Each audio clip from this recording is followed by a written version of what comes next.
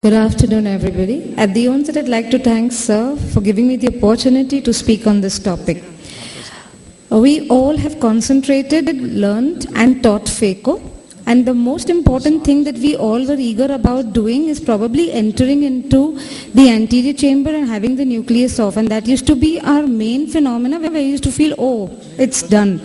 But the most of the important things about FACO, which we all realize, is it's one step after the other, which is important.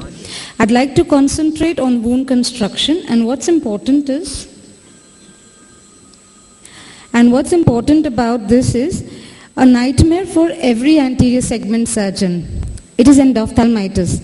There are many known and unknown causes of endophthalmitis, but one of the main causes which has a direct correlation to the increased incidence of endophthalmitis is a poorly constructed wound.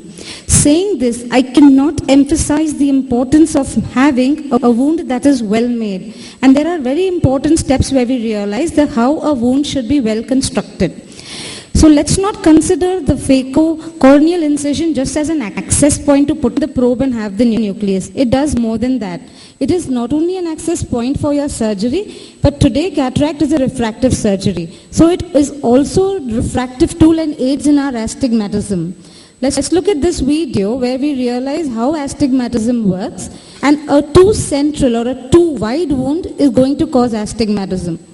The other part of this thing that we have to realize that it is also a barrier to infections, and to a very, very large role is played in the FACO fluidics and the FACO determination of your anterior chamber.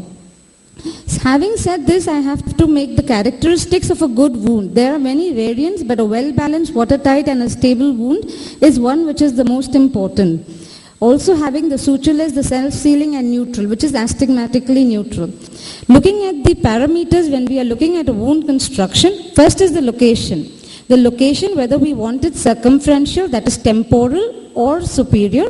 And the second thing that we are looking at is the radial. Radial as in whether you want it on the cornea, the limbus or the sclera. The architecture, which is the more important of the two, is important because it depends on the length and the width and also the internal contour. This determines the stability of the wound. Looking at the incisions, what's important here is to know is where do we make our incision. The basic principle that we have to realize and understand is wherever we make the incision, it is the size that's important. And wherever we make it, it's that axis where there is going to be a flattening and a steepening in the successive and the complementary axis. It's also important that the width is directly proportional and it is inversely proportional from the center of the cornea. If you want an astigmatically neutral wound and you are on the cornea, it should not be more than 3 millimeters. But suppose you have to make a wound which is 5 to 6 millimeters in length, you need to look at the incision funnel. To come to the incision funnel, if you have a wound which is larger, you move 2 millimeters away from the limbus, and that's where you are at the incision funnel, and this is an astigmatically neutral funnel. So having said this, we have to realize if you're looking for implanting a bigger lens, obviously you move behind. Then the nasal and the temporal, now we all have people who have their preferences, superior nasal, superior temporal, but yes, temporal is more better astigmatically as compared to the superior one. Other important considerations which I also want to bring a very important point to is the side port.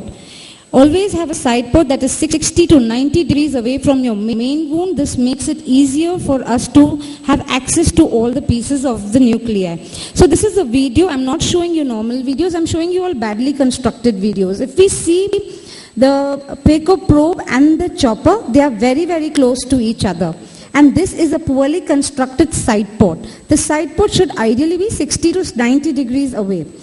Coming to the architecture. Like I said, it's for the stability and the self-sealing. It depends on the size and the internal contour. So a normal incision would be that your width is the blade that you take. That is usually the 2.8. We have the length which is 1.5 to 2 so that the access of the instruments is easier and it is more stable, doesn't leak. And the internal contour where we have the biplanar, uniplanar and then the triplanar. The triplanar by and large is better than the uni and the bi. So coming to the next video, I want to show you what a triplanar wound would be like. Is first you make your side ports. which is usually made, I like making it at 3 o'clock and 9 o'clock and making a wound wherever I am, or 90 degrees, because that's where I'm most comfortable. Take a crescent and make an initial groove, because that's your first groove. When you take your keratome, you can actually measure your 1.5 to 2 mm that you are going in the plane and then enter into the cornea. This is important because you have a square-shaped incision. Having a square-shaped incision is very, very important. And just when you're coming out, depress a little so all the viscoelastic comes out with the wound. Another important thing that I always like to stress on is do not use bad blades, old blades, because even if we are using these blades, what happens is you tend to increase your force, you tend to dip in a little larger and concentrate on the inner lip of this video. And what we are going to see is, so when we see this video, what we realize is if our entry is too steep, we tend to have a too short wound. And when we have a too short wound, we tend to have leakiness of the anterior chamber. Similarly, if our blade is too flat, we tend to have a very long wound. And when we have a very long wound, manipulating our instruments through this wound is bad and it causes disfigurement of the cornea. It's best to have the flat blade of your keratome parallel to the iris such that you can have a well-formed wound. Coming to the next slide, it is the incision should be 2.8. Now there is a platform that we are now coming to 2.2 and smaller and 1.8, and with we may tend to get tempted that okay, let's use the smaller keratome and move into a smaller incision. But if your phaco probe is a 2.2, please don't try moving to a smaller incision, because it's very important. Our incision is depending on our phaco probe, and trying to move to smaller incisions with a 2.8 probe that is needed, you might actually end up with wound burns. These are a few videos where I would like to show you the complications of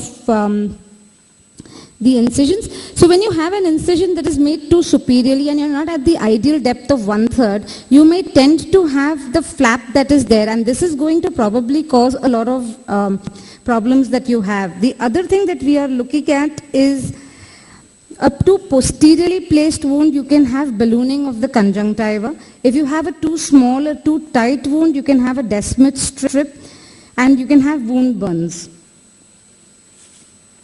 So you can see the posterior ballooning of the conjunctiva that is happening, especially when you want to put in the chopper, and that makes your view very hazy. And this is the Descemet that is there.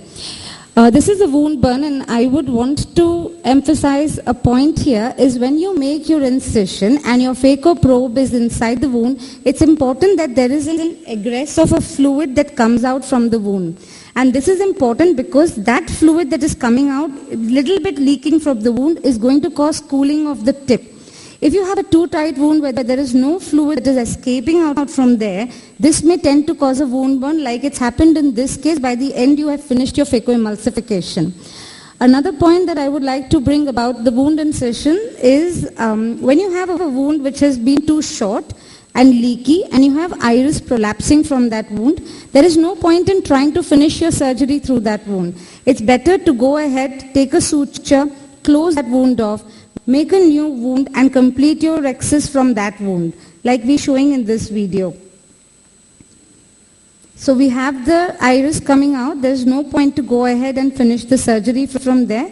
Reposit your iris, take a suture, and make a new incision to complete your surgery.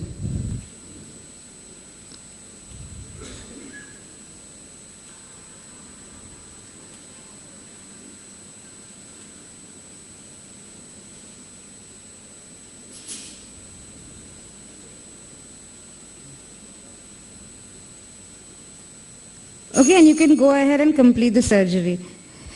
So the important considerations would be you have a square-shaped wound, which is very important, your width and the length of the wound and the internal contour. This is my last video where the stomal hydration is what I want to say is everything gets over, you have a good lens in place, you have to make sure that you're not done until the stomal hydration, because this is the step where most of the Descemet strips can occur. So it's important to have little stomal hydration and not hydrate until your entire cornea is white. Another thing that I would want to bring to attention, in case you have a leaky wound, suture across the wound is always safer and there is no ego lost in having a wound suture. Thank you very much.